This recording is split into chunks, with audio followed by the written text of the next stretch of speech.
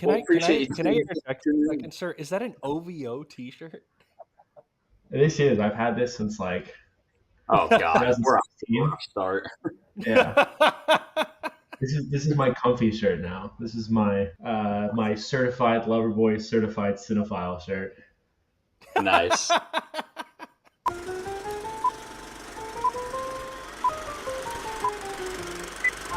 Ladies and gentlemen, prepare for a cinematic odyssey through the 100 greatest films spanning from the roaring 1920s to the cutting-edge masterpieces of 2024. Carefully curated from the lovely people on Letterboxd. Two intrepid souls embark on a journey through a treasure trove of timeless classics and groundbreaking contemporary works, where each frame embodies the enduring magic of the silver screen. Grab your popcorn and join us on this epic expedition through a century of cinematic excellence, where every film promises to enchant, inspire, and leave an indelible mark on the soul. And now, for your listening pleasure, here are the LetterBros.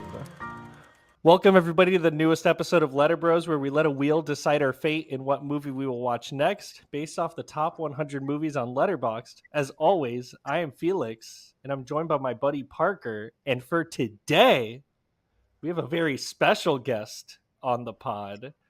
It's our boy and avid fan, Mr. Patrick. Hello, Internet. Happy to be here. Yeah, Welcome, clearly. welcome. How are we doing today, guys? Just Doing some great. cream over here. Cool. Try my best not to breathe in any smoke. Stay indoors. Oh yeah, Oh, those fair. fires are still burning. They are Still still going. burning.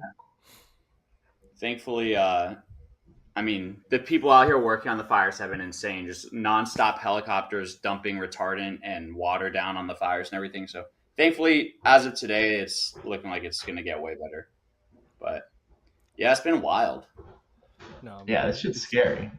You've been seeing the It pictures. is, man. I mean, the videos that he was sending me from like his apartment have been like, it's like an apocalypse movie outside of his window, dude. I was catching up on some podcasts today, and it was one from last week. Their studios in LA, and through the episode, they're like, "Oh shit, there's a fire happening in West Hollywood." And then as the episode keeps progressing, like, "Oh my god, we need to go outside right now! Like the sky's changing colors." Oh, And shit. it looks like a hellscape. Yeah, definitely in some areas it is really bad. I mean, as bad as it can get. So thankfully on my end, like all my stuff is good. I'm good, but definitely a lot of people losing everything, which is just terrible to watch happen in real time. Yeah.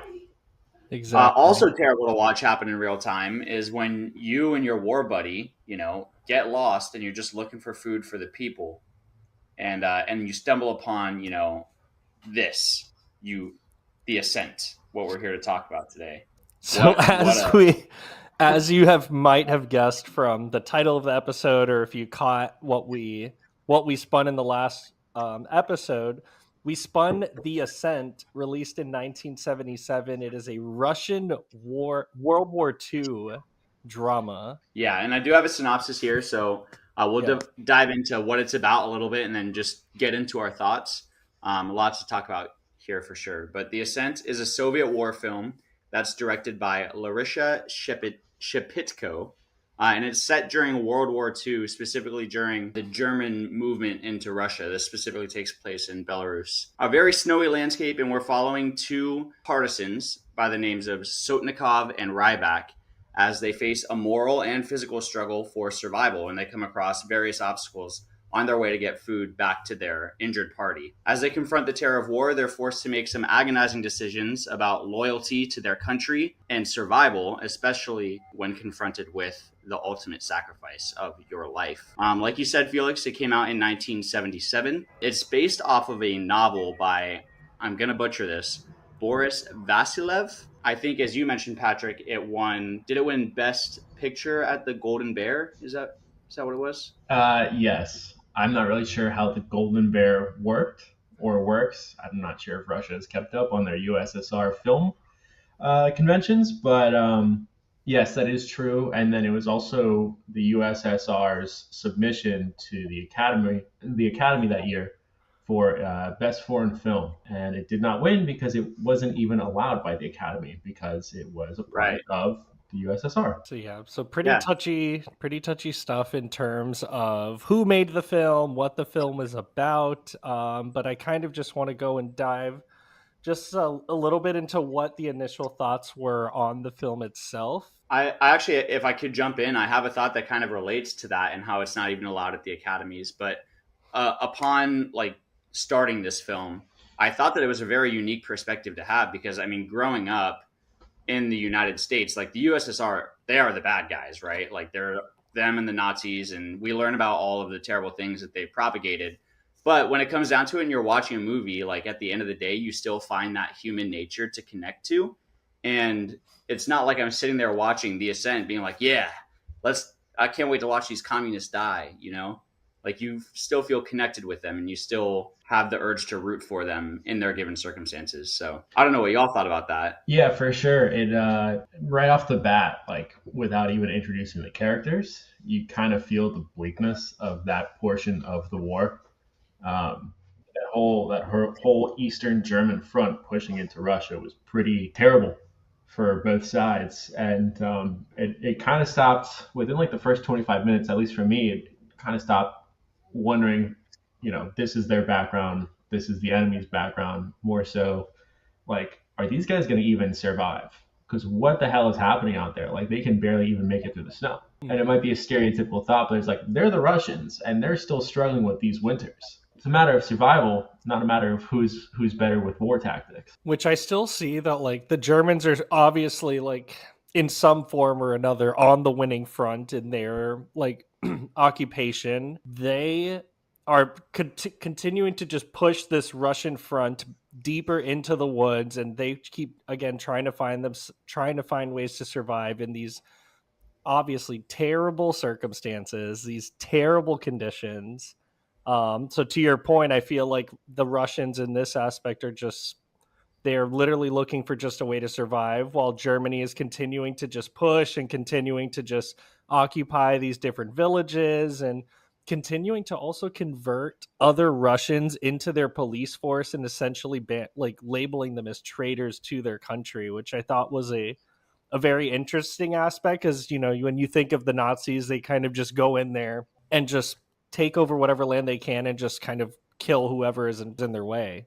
So I thought it was really interesting that they introduced this aspect of like a police force run by natives of that land that, do you want to die or do you want to live? You live only by serving like the new Reich. And it's a very chilling thought to think about. Yeah, I think that's definitely a school of thought both sides use. Number one, like Nazi Germany and the USSR, in terms of this war, their game plan was, let's throw as many people on these countries and like eventually we'll win because we won't run out of men. The second school of thought being like, it's easy to kill them.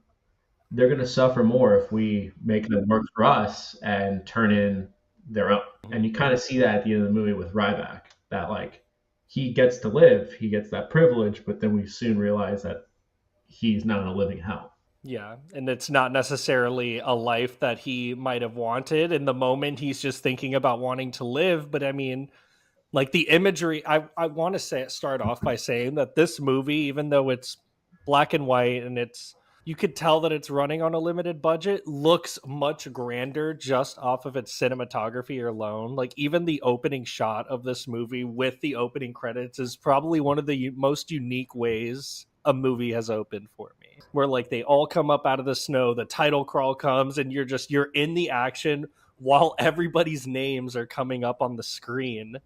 And it's just, I thought it was incredible. The way this movie looks is astounding, and that might bleed into what my score is later down the line. But I think Patrick hit the nail on the head when he said that the film is very bleak, and you do get that right from the beginning, and it sustains itself well through the film, and you leave feeling bleak, with a bleak outlook on things after the movie's over. So I think that word is very apt to what it is that we're dealing with here. I do like that we got thrust right into the action, like how you're saying, Felix. And I think that the first half of the movie carried itself a little bit better for me, in my opinion, as we're kind of following our two protagonists through various escapades that are a little bit more short-lived. So first, that he comes across the farm, and we find that his love, this girl that he wishes to have married, she's dead. Everything's burned down. That's happening in the first 10 minutes, and I'm thinking, okay, where are we going to continue to go from here? And then they come across the village. I forget the name of the village, Leisman or something along those lines. And they come into contact with the village elder. They steal his lamb, or not steal, but it's given to them. And then they take shelter after almost getting shot by the German forces. They take shelter in this woman's house with 3 children.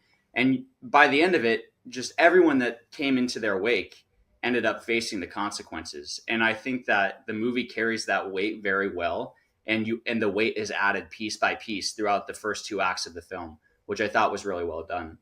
Not to get ahead of myself, I think we kind of lost a little bit of steam when we got into the cellar, and after the initial interrogation with the German head of police. But what did you guys think about the opening and how the story set itself up? And I do want to ask, did you see by the end of the movie, I got that the movie was religious in many aspects, but I didn't pick up on that much in the first half of the film. I'm wondering if you guys did as well, or what your thoughts are on that front. I didn't really know where it was going. It was just 2 guys trying to survive and just running around through the snow. And once we got to this village, I was like, thank God, we're gonna at least like get a little bit more out of these guys. Even when they encounter those German soldiers and Sotnikov gets shot in the leg, I'm like, kind of boring gunfight for me. Okay. Now they sprinkle in some beautiful shots throughout there, like the views of them looking through the trees. Some of the most gorgeous cinematography I've ever seen. I'm going to disagree with you, at least for my personal preference. I really liked the cellar scenes. I really liked the back and forth between Sotnikov and Ryback. I think that's when both of those characters became themselves, the way that we were, as the audience, meant to see them. I'm going to be completely honest. I watched the first half of this movie on a plane and fell asleep. I watched the second half of this movie when I was running on a treadmill, and I picked up from the cellar portion all the way through the end. I was able to run for 35 minutes watching the back half of that movie, and I was just like locked in. And seeing their back and forth and that like aha moment for Sotnikov, I thought was like the movie. That was it right there. Like, okay, see, I agree with you. Was everything after that for me was kind of after the fact. It was that scene that made me feel something. I agree with you, but I disagree in the sense that I feel that moment comes during said gunfight where Sotnikov is shot in the leg. And we see this moment where he says to himself, oh, you think you're going to take me alive? And he takes off his shoe and he goes to shoot himself in the head, but he doesn't.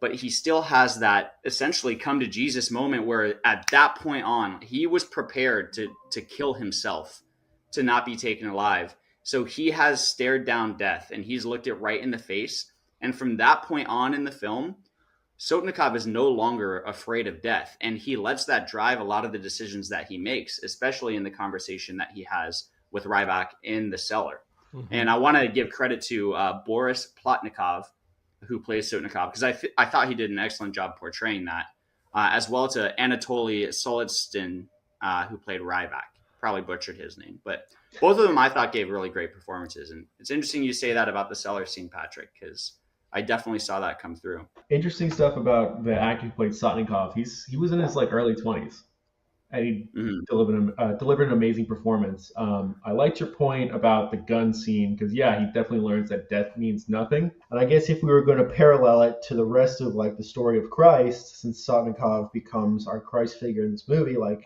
I definitely saw that as like the Garden of Gethsemane moment, where like Jesus talks to God and God's like, you're going to have to die for everyone. And he becomes okay with it. Like that's his garden moment where he goes from being man to now like a martyr. Because I mean, you see him afflicted with this fever throughout the whole movie, and even like going as so far as to like eating snow to muffle his cough. And like, you could see that this man is clearly like afraid of death, but then we get that switch in him to where now towards the end of the movie, he's ready to go and just take the full blame of killing those German officers, and that he's willing to go and get hanged so everybody else in the cellar can live. Funny enough that Yuri Wiesbor, the actor who played Sotnikov, obviously this entire movie was filmed on location in these harsh conditions. Like they were facing temperatures of like negative 20 degrees. Shepitko was all about wanting to have everybody feel these terrible conditions because that will just come out naturally in their performance. So much that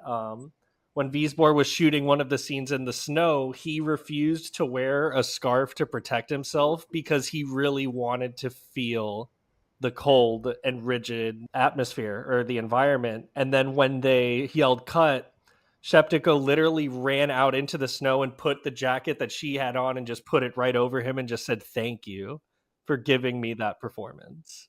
That was a pretty wonderful story. It seems like she was like a visionary of a director for someone who really didn't have like a lot of film under her belt. Yeah, and I do think she passed away pretty early in her Yeah, life. This she was her died last 2 film years before after. dying in a car accident. Yeah, hmm crazy So, stuff. what a last film to go out on. And very interesting because it's a bit morbid to talk about, but the film really tackles the different perspectives of death and how one can approach a death that is certain and upcoming quickly. I do like post the cellar scene when Sotnikov is trying to make his case and his plea for only him to be hanged. You see everyone's reaction to realizing that it's not going to work. They're going to die. And the woman who takes them in starts begging. The child is completely calm in the face of things. Dude, the fact that she tries to sell out the and kid to save her own life and then it's just completely just shat on. It's just like, okay, that's great. Thanks. You're still going to get hanged. That was probably more Well, exactly, heartbreaking than like even the betrayal scene because she's the entire time she's just wanting to get back to her kids who at this point are all completely alone at the house. Like those kids, it's very unlikely that they're going to live through that situation. So she's just right, and their father's at war. correct. And that's what makes it crazy too, is like Ryback knows this woman's husband and is still abandoning them to serve in the police force. I love that So shot of like all three of them getting put in the nooses, and then obviously Ryback's noose is empty when they all get thrown over. Like that's just it's a lot and I feel like that's what makes this movie work. Like outside of just like we kind of talked about it, like why Parasite works and like that there's a lot of just like storytelling told in a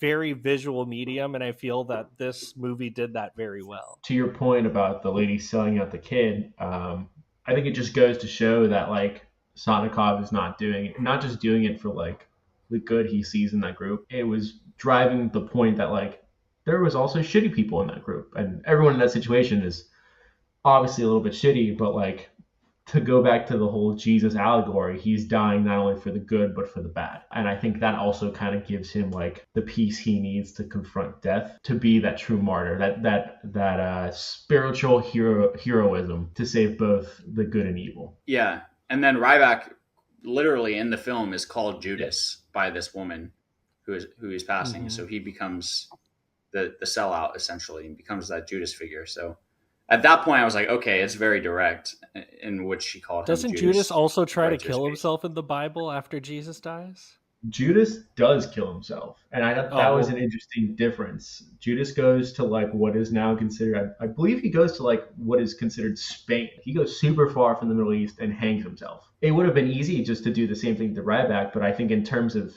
selling the story, like you rather. I think he's tortured with his decision. He meets a much worse fate than just taking his own life. Like he is the person who wants the opposite of what he's receiving at any given point. And it would be interesting to go back and watch and see where that type of personality, that type of decision-making complex comes through in other aspects of the film. Yeah, what I also like too is like the contrast between the two men, whether it was them being old and young or educated and more of a blue collar, been working my whole life sort of vibe. Like these guys were always a little bit opposite. And I feel like it's kind of a trope or you are to expect that like the older person would become the martyr, not the younger person. That the more educated person would be like, absolutely not, I'm not doing that. I need to think of a way out of here. But in this case, it was the guy who went to school who put all of that aside, whether it was from like the shell shock of war or a fever dream, but understood the assignment in that moment, which was I am now bigger than myself. I need to do something for these people. Yeah, and also the fact that he was randomly chosen. I mean, these are not two people that knew each other before they found themselves in these circumstances, which I think was also kind of an interesting way to approach the story. I have one more note about the sound synchronization. Did you guys have an issue with that? The sound synchronization. I was about to say that the sound design in this movie was top notch too. Like on top of the visuals that we got, I felt like a lot of like the gunfire and like the choice of like sounds that they use to convey like certain feelings was done very well in this movie. The dialogue sounded dubbed That to me. okay, yes, that I thought it was because I think this was a restoration of the original film, so I feel like a lot of times the dialogue might have been lost, so it might have just been dubbed over. I did get that sense. Did you get that, Patrick? I did not really pick up on that, honestly, but the sound of the dialogue did sound better than what I expected from a film with a low budget from the 70s. What I think we can do now is kind of just give like 3 words to best describe the movie before we jump into our rankings. Does the word "and" count? Sure. Can I make it like 4 words? Sure. Well, two of the words are ones I mentioned a little earlier, which is spiritual heroism, and then the last word being duty, whether it's as a soldier or sacrificing yourself. My 3 words would be slowly confronting death, because I think that that's the true atmosphere of this movie. Is all of them are on a slow path towards the inevitable, and we get to see their approach to it.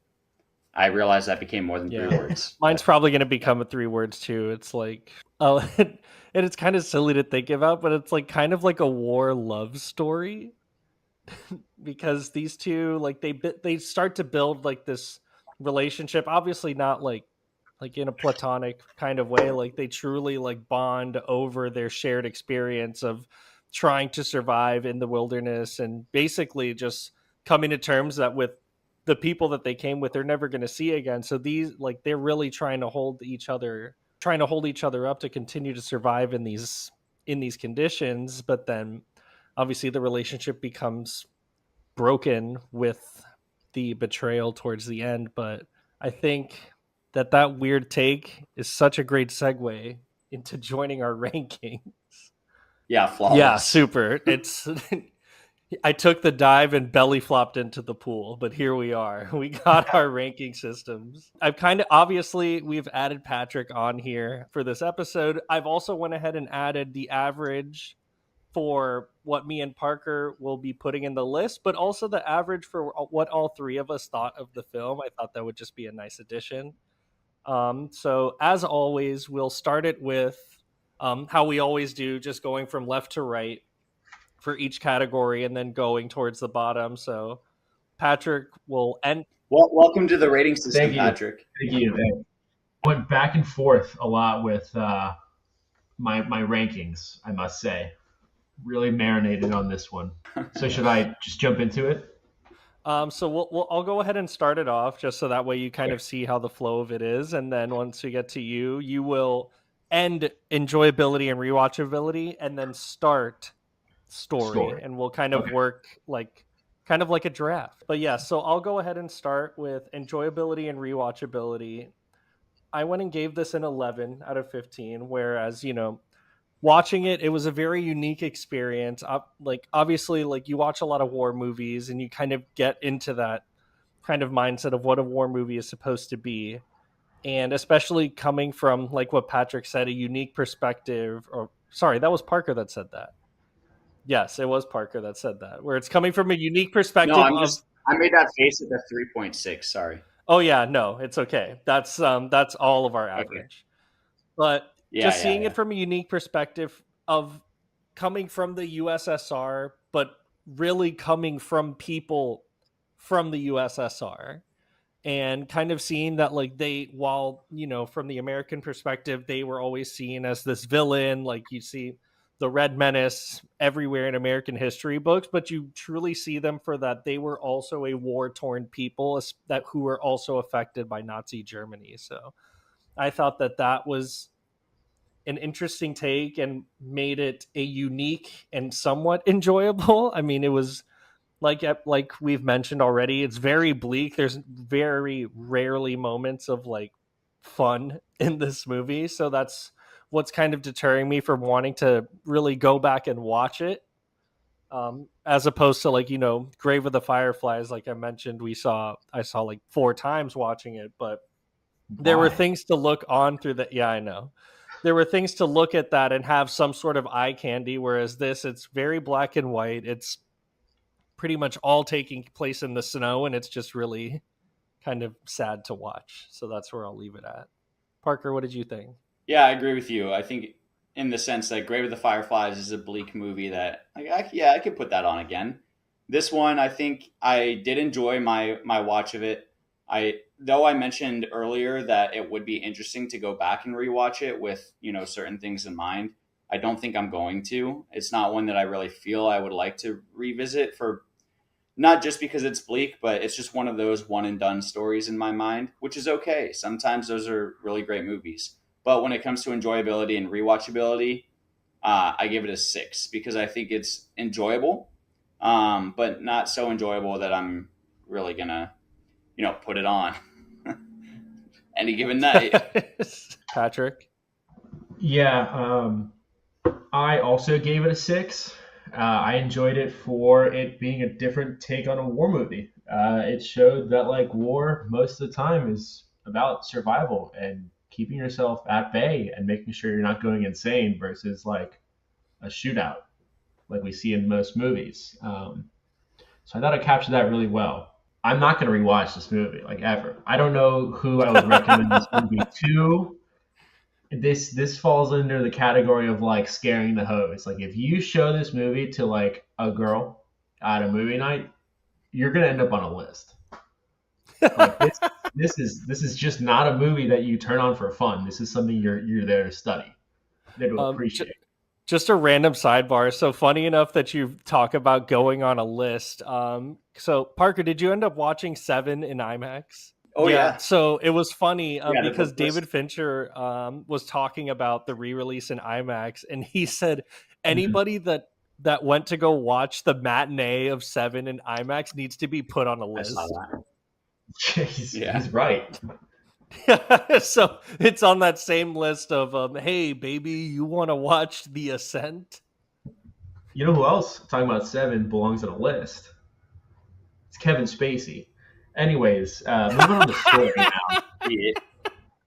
He's on plenty of lists. Moving on to story, I gave it a best actor. I gave this movie a 5 out of 15 in terms of story. Since, I don't know, literally the Bible, we've had so many parallels of like the story of Jesus, and it's cool that we get to see it in terms of this Russian war front. But anytime I see something that like has to kind of be like a religious allegorical moment, I always kind of just like let out a sigh. Like I feel like it's a safe choice to pick one of those parallels, but that's just me. Yeah, I gave this a 13 out of 15 for story. I agree, and that's where it's based off a novel, which is based off a tale that we all know, and I get that, and it reflects more, I guess, in my originality category. But when a story is told well, I don't necessarily mind if I start to be able to see some things coming and kind of feel familiar with it. But I think that Shepiko did a great job of directing and creating a story that is very well told and gives us good insight to each of the characters' mind frames and how they're feeling and how they're responding to the same circumstance. And I think that's when we get the most interesting stories, is when we have one bad circumstance in which several people with different perspectives need to approach it. And I think that it did a really good job in doing that. Like I said, it's not one that I'm going to revisit, but I thought it was very well told. Felix, what did you put down? I ended up giving this movie a 12 in terms of story. I thought the story that we got was very well told. It was very well crafted in terms of if you were to just obviously not know, like if you were to not know language, you could still kind of get a sense of what the story was trying to go for. It's just not the kind of story that I particularly like am really fond of. I'm more like hoping that there's some sort of silver lining down the path of the story, but obviously I know that that's not how every movie is going to play out. But I still thought that the story that we got was very well crafted. It was very well directed, and it's something that is still having an effect to this day. Obviously, it's still talked about in the likes of the other 100 movies that we see, which also bleeds into my score for lasting impression, which I gave a 13 out of 15. I felt that, I didn't feel the same after watching this movie. While it's not something that I might return to in the near future, it's definitely something that I'm going to remember and be chewing on for a while. Like, to be quite honest, I didn't really even think about the religious undertones of this movie until we decided to talk today. So now thinking about the story of Jesus and relating it to what we all watched, it makes total sense that this would be a movie about Jesus. So obviously this is still a story that is being told in many different ways, and it's something that has left a lasting impact in Hollywood. Obviously this movie, it's Kate Blanchett did an episode of the Criterion Collection where she picked some of her favorite movies, and The Ascent was one of them, saying that the DVD of The Ascent is something to be owned by every single human being in the world. Piss off, Kate Blanchett. Yeah. This is one of those movies that if you tell me this is your favorite movie, it's like, all right, you just want to be different. It's like your parents spent money on a film degree, right? And you just wanted to let everyone know. Sorry, but were you surprised that kind of quote came from Kate Blanchett? Yeah, because Patrick, that's 80% of the list that we're dealing with. Here. Have you been watching? Yeah, but I mean, you have Lawrence of Arabia, Parasite, Princess Mononoke, Grave of the Fireflies. Those are movies that are off the beaten path. Then you get Woman in the Dunes, Sancho the Bailiff, The Human Condition 1. Yeah, if you start telling me shit like that, I'm saying Sancho is just a really out there movie that you feel like you would only ever watch if you're in film school. But I also either way, speaking of chewing, you had mentioned that this is going to be a movie that you're chewing on for a while, Felix. I think for me, this movie is like that one piece of steak that you cut off and you have to chew it for a while, and you think you're going to be chewing on it for a really long time. But then it kind of just all of a sudden becomes very tender and easy to swallow, and you're relieved. For me, that's this film. It's something that I chewed on a little bit, and then I was just able to swallow it and continue with my meal. So I give it a 10 out of 15. I'm sure that it does have its lasting impact on the world of cinema, the lengths of which I am not inclined to talk about because I'm not aware of where it directly has impacted film, but I'm sure it has. And then for me, yes, it's something that, I'll reflect upon, but give it 3 years and I probably wouldn't be able to tell you a whole lot more than the basics about this film, So I think a 10 is a nice little sitting place for me. Before I begin, I do want to interrupt and say that I have to make a movie in 5 minutes. Another movie that also has parallels to Jesus himself. It's Better Man, the Robbie Williams movie. So if it's okay, I'm going to run through all my stats right here and then leave y'all with it. Yeah, go for it, dude. Let's see what you got. All right, cool. Impression, I also gave this a 10 because I finished up this movie and felt like I needed to go outside and smoke a cigarette. I don't smoke, by the way, but it's one of those things where you need a stress reliever afterwards because it's just, I know we've said this word ad nauseum today, but bleak, it's sad. You just kind of feel like crap afterwards. But I think it's also really telling that the Wikipedia synopsis for this movie is 3 paragraphs long. You can describe it in almost a couple of words. It's a pretty simple story, but what they do with it is what makes it special. So that's why I landed at a 10. Visual, auditory appeal, I gave this a 15 out of 15. I am... It's out of 10. It's out of 10. Yeah. Yeah. 10 out of 10. I am a slut for good cinematography, and I thought it was just gorgeous. Auditory part, I know y'all were saying you had issues with it. I didn't really pick up on it, but still sounded great for 77. Pacing, is this one out of 10 too? All right, Yeah. this one I give. They're all out of 10, and then the last one is out of 5. Gotcha. Then I give this a 5. Wasn't really sure where it was going in the front half of this film. Kind of felt like it was just dragging on for the sake of being a 90-minute feature. Back half really brought it back to life for me. Acting, I'm going to put it at an 8. I thought the guy who played Sotnikov did a great job. Everyone else, it wasn't bad, but it wasn't something for me that I was like, oh, this is spectacular. They were doing their jobs, in my opinion. Suspension of disbelief. I didn't really understand this one. I had Felix explain it to me. I still don't really understand it, but It takes getting used to. We've talked about it. Stick with my 9. Like, pretty simple story. Understood it. I was right there with those guys. Even taking out the Jesus-y part, like, he's just doing what a good soldier would do. So I was with them the whole movie, along for the ride. Originality, I'm gonna give this one a 5 as well. I don't feel like you get a lot of movies from the Russian perspective of World War II, especially from a Russian director. But I'm gonna drop them 5 points because, again, like, if you're doing something that's in the Bible, it's been done for like 2,000 years. And then lastly, attachment. I'll be nice today. I'll give it a 3. Okay. All right, so that lands Patrick with a 61, which according to our metrics, it gives it a 3-star movie, which is fine. Which is what I gave it on Letterboxd. So, well, there you go. See, it ends up being pretty accurate.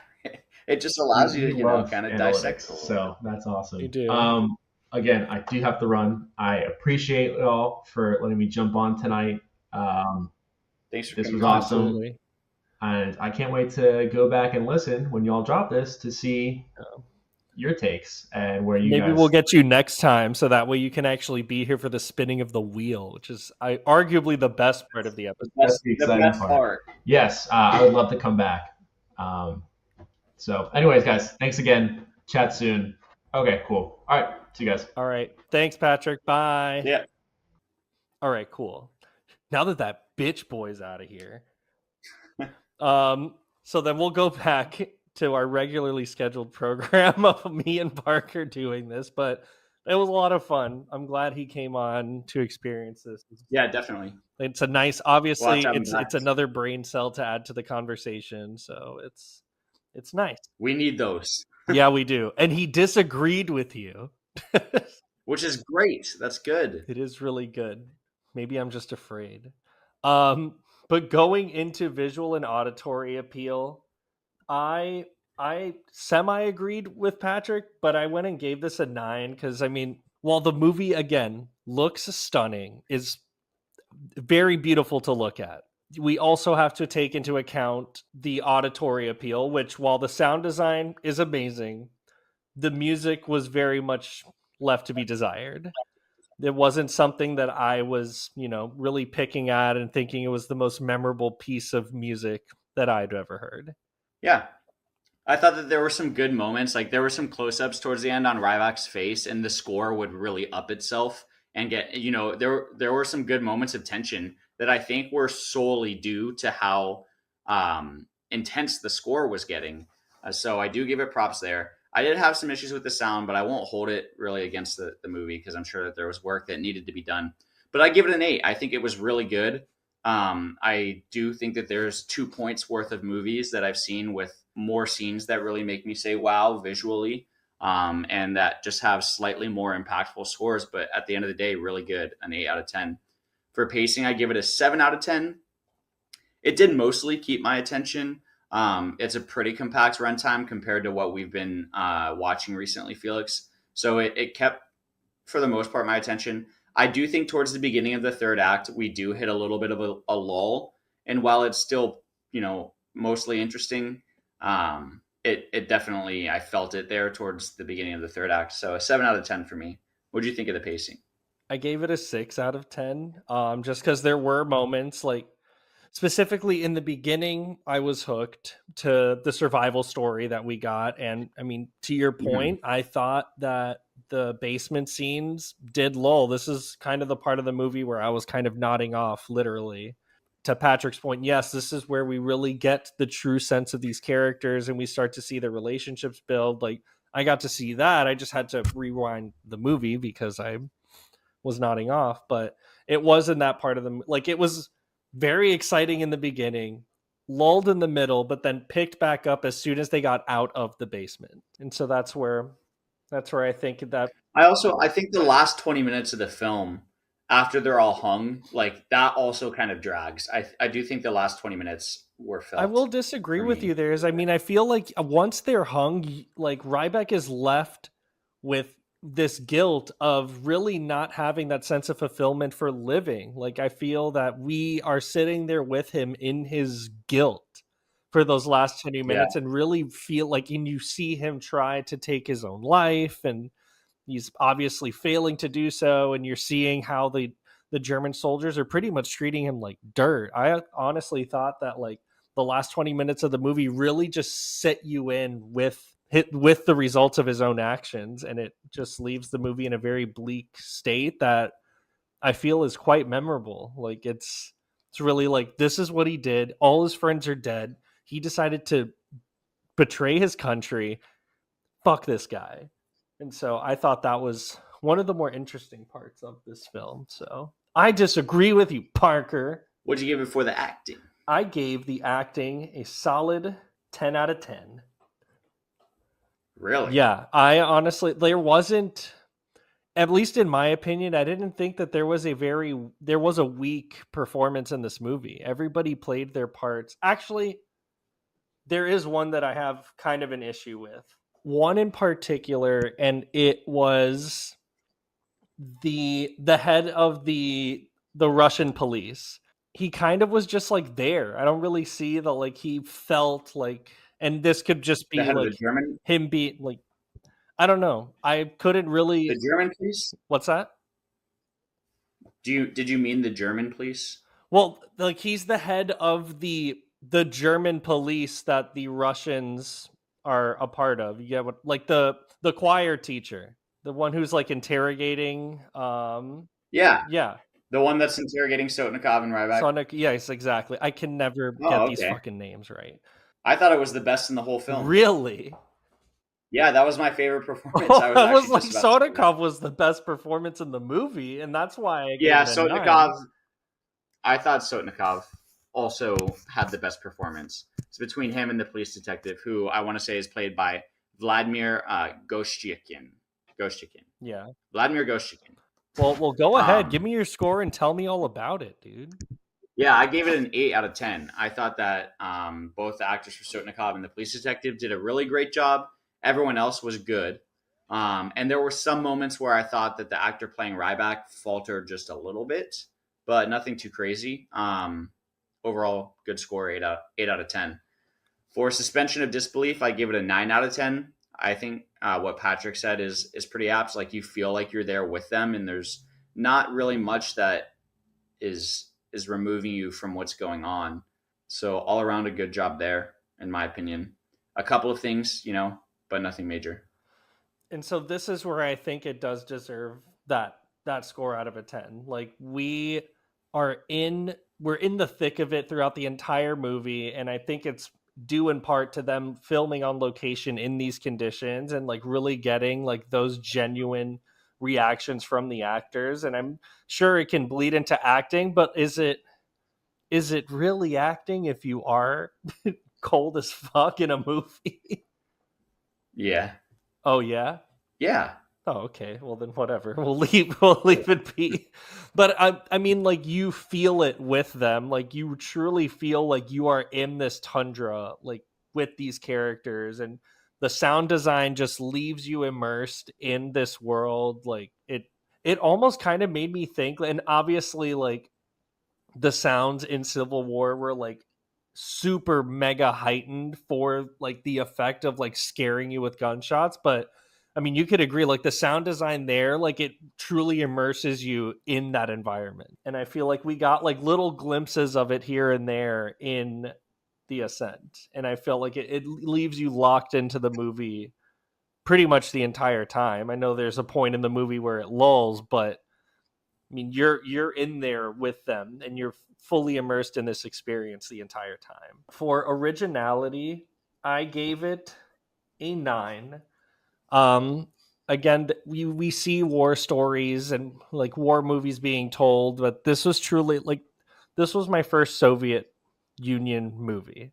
This was my first like Russian made movie that I've ever seen, and to have it be a wartime story told from the aspect of what we're always led to believe are the bad guys, the Russians, but told in such a way that like it makes you feel that these are just people, and obviously they're people, like they're human beings just like you and me, but it's nice to see that portrayed on film, and that these people that could be portrayed as like this red menace could also feel something like Americans would, if not trying to put it in like the most Zionist way possible, but like I had never seen a movie truly show themselves, like show this side of the Russian fleet before.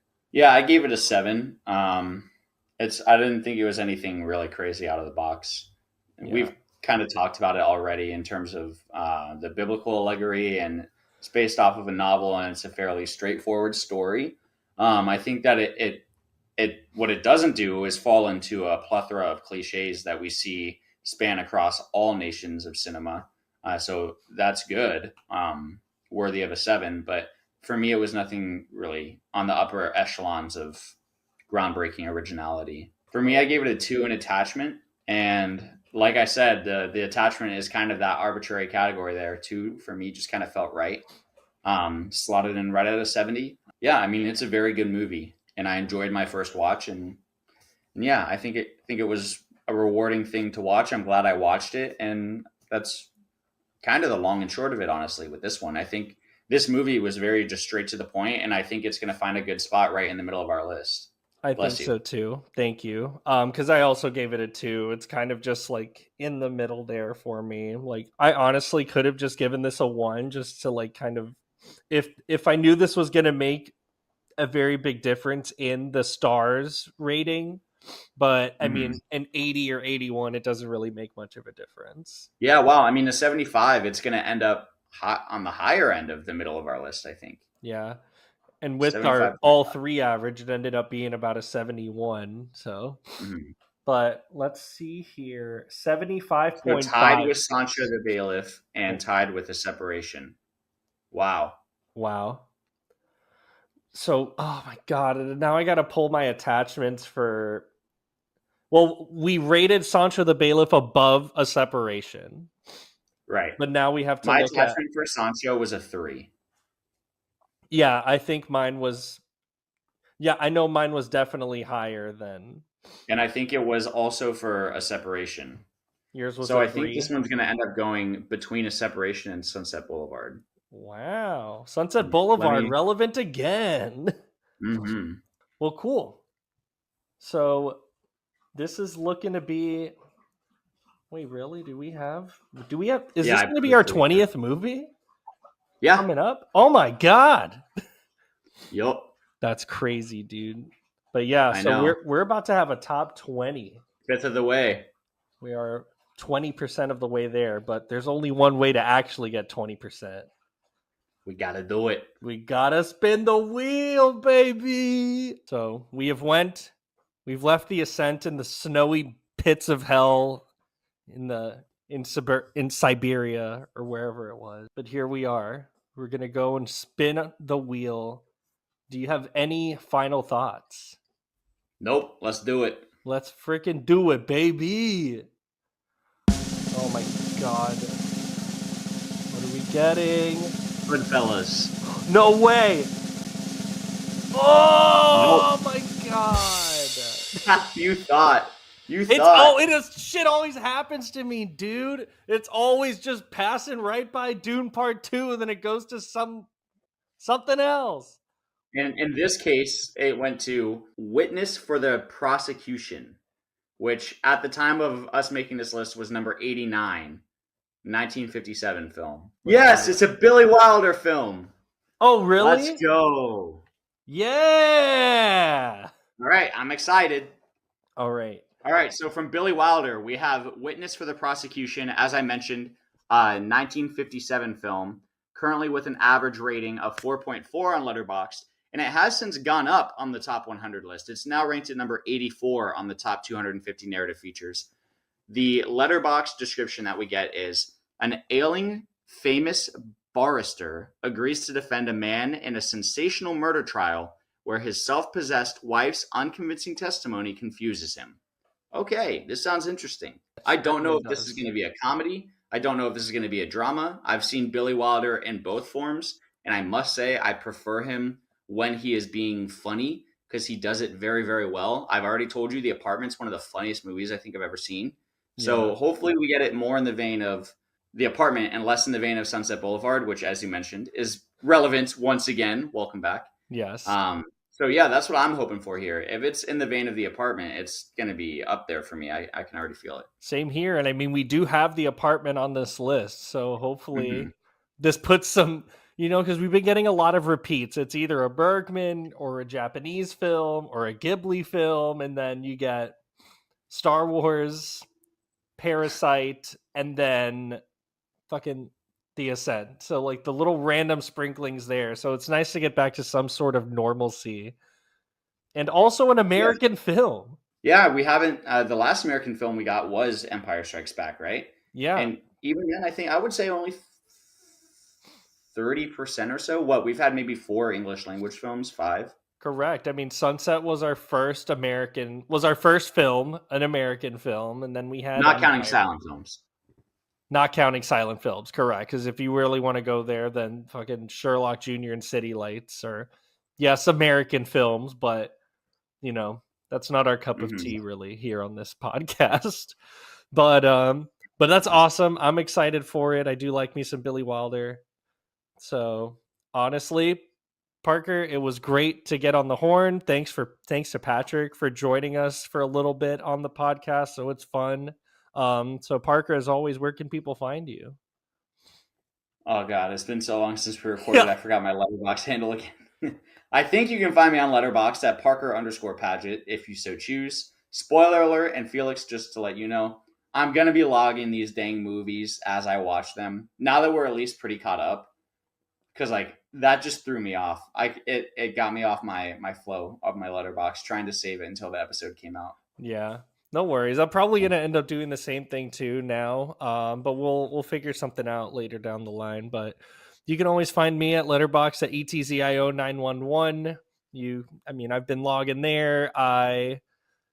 I just watched The Brutalist. I'm probably going to watch The Wolfman this weekend, so that'll be fun. Excited for The Wolfman. Mm-hmm. And freaking, what's this movie called? The Steven Soderbergh movie. Oh, Presence. It looks good. I'm excited for it. In Dolby, so that's going to be crazy. Yeah. But I'm excited for Sinners from Ryan Coogler.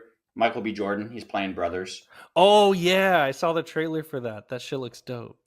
I'm excited for it too. There's a lot of good movies coming out. January's hitting hard, dude. Yeah, usually it doesn't, so we'll see how it goes. Exactly. But as always, thank you for joining us. This is the LetterBros podcast, and we will see you at the movies.